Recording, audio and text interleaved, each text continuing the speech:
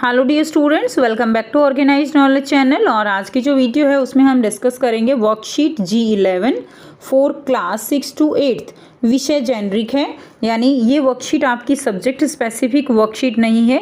6th से 8th class के सभी बच्चों को ये वर्कशीट अपनी कॉपी में करनी है और डेट रहेगी 23 अक्टूबर 2021 के लिए ये वर्कशीट आपकी शेड्यूल की गई है।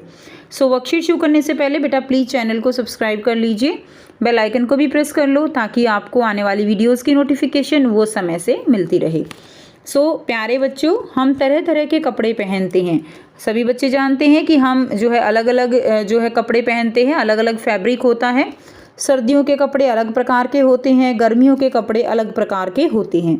क्या आपने कभी सोचा है कि ये कपड़े बनते कैसे हैं, उन्हें किस चीज़ से बनाया जाता है?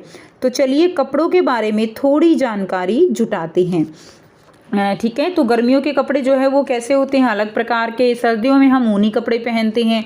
तो क्या आपने कभी सोचा है कि ये कपड़े कैसे बनते हैं, किस चीज़ से इनको बनाया जाता है? तो आज हम थोड़ा सा उसी बारे में डिटेल में पढ़ने वाले हैं इस वर्कशीट के माध्यम से। कपड़ा मानव निर्मित चीज़ है, यानी कपड़ा जो है वो कौन बनाता है? मानव बनाता है। कपड़ों का उपयोग हम कई तरह से करते हैं। कपड़ों का उपयोग पहनने के लिए किया जाता है। इसके अलावा कपड़ों का उपयोग चादर बनाने के लिए किया जाता है। तो कपड़े को हम पहनते हैं, चादर बनाते हैं। इसका उपयोग तौलिया बनाने के लिए किया जाता है। ठीक है, उसके अलावा घरों की खिड़कियों दरवाज़ों पर पर्दा लगाने में भी कपड़े का उपयोग किया जाता है। कपड़े के बैग भी बनाए जाते हैं। ठीक है, इसके अलावा बच्चों जिसका उपयोग हम किसी तरह की सामग्री रखने में करते हैं। तो जो बैग बनाए जाते हैं उसमें हम जो भी सामान है वो डाल के भी रखते हैं, या बाहर से सामान लाना होता है तो भी हम उस कपड़े के बैग का इस्तेमाल करते हैं। कपड़ा धागे से बनता है। धागे का निर्माण जो है वो कपास या ऊन से किया जाता है। तो कपड़ा जो है वो किससे बनता है बच्चों? कपड़ा धागे से बनाया जाता है। धागों को मशीनों के द्वारा जो है जोड़ा जाता है, जिससे कपड़े का निर्माण होता है।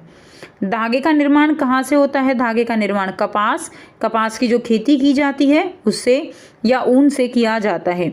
आजकल तो सिंथेटिक कपड़े भी बनने लगे हैं जो कि सस्ते होते हैं किंतु पर्यावरण के लिए हानिकारक हैं। ठीक है, तो पहले जो है केवल जो हम कह सकते हैं कि प्राकृतिक जो रेशा था, ऊन होती थी, कपास के कपड़े यानी सूती कपड़ा ज़्यादा चलन में था। लेकिन आजकल सिंथेटिक कपड़े वो बहुत ज़्यादा बनने लगे हैं जो कि सस्ते होते हैं, लेकिन वो पर्यावरण के लिए बहुत हानिकारक होते हैं। पर्यावरण को वो बहुत ज़्यादा नुकसान पहुँचाते हैं। ठीक है, अब आपको यहाँ पर कुछ प्रश्न दिए गए हैं जिनके आंसर हम करेंगे। तो देखिए, पहला प्रश्न है, कपड़ा कितने प्रकार का होता है? कोई 3 प्रकार बताइए। जैसे सूती कपड़ा, तो कपड़ा जो है वो अनेक प्रकार का होता है। आप लिख देंगे उदाहरण में, ऊनी कपड़ा है, नायलॉन है, शिफॉन है। तो ये सब क्या है? ये सब कपड़े के अलग अलग प्रकार हैं। ऊनी कपड़ा, नायलॉन और शिफॉन। सेकंड क्वेश्चन है, हमें कपास और ऊन कहाँ से प्राप्त होती है? तो हमें कपास जो है वो कपास की खेती से, और ऊन जो है वो हमें भेड़ से प्राप्त होती है। प्रश्न 3 है, पहनने के अलावा कपड़े का उपयोग किन किन कार्यों में किया जाता है? तो देखिए, पहनने के अलावा कपड़े का उपयोग चादर बनाने में। नंबर 2 है तौलिए और पर्दे बनाने में। नंबर 3 आप लिख देंगे बैग बनाने में कपड़े का उपयोग किया जाता है।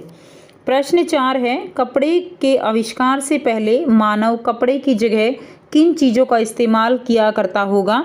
घर वालों से बातचीत के आधार पर लिखिए। तो देखिए, कपड़े का जब आविष्कार नहीं हुआ था तो मानव जो है कपड़े की जगह जानवर की खाल का इस्तेमाल करता था, शिकार करके घास और पेड़ों के पत्तों का इस्तेमाल करता था, और पेड़ों की छाल का इस्तेमाल करता था। जब कपड़ा जो है वो उसका जो आविष्कार है वो नहीं हुआ था। नेक्स्ट देखिए, प्रश्न 5 है, पहले और आज के पहनावे में क्या अंतर आया है? तो जो पहले ज़्यादातर सूती और स्वदेशी कपड़े पहने जाते थे, लेकिन अब विदेशी पहनावा और सिंथेटिक कपड़े ज़्यादा प्रचलित हैं। तो पहले सूती और स्वदेशी कपड़े का चलन जो है वो ज़्यादा था, लेकिन अब विदेशी पहनावा और जो सिंथेटिक कपड़ा है जो कि पर्यावरण के लिए हानिकारक है वो ज़्यादा प्रचलित है, और क्योंकि वो सस्ता भी होता है। सो ये थी आपकी आज की जेनरिक वर्कशीट। आई होप सभी स्टूडेंट्स को ये क्लियर है। कोई भी डाउट है तो आप पूछ सकते हो। वीडियो अच्छी लगी तो प्लीज़ लाइक कर दीजिए, शेयर कर दीजिए और चैनल को सब्सक्राइब कर लीजिए। So thanks for watching students, मिलते हैं नेक्स्ट वीडियो में नेक्स्ट वर्कशीट के साथ। Take care, bye bye.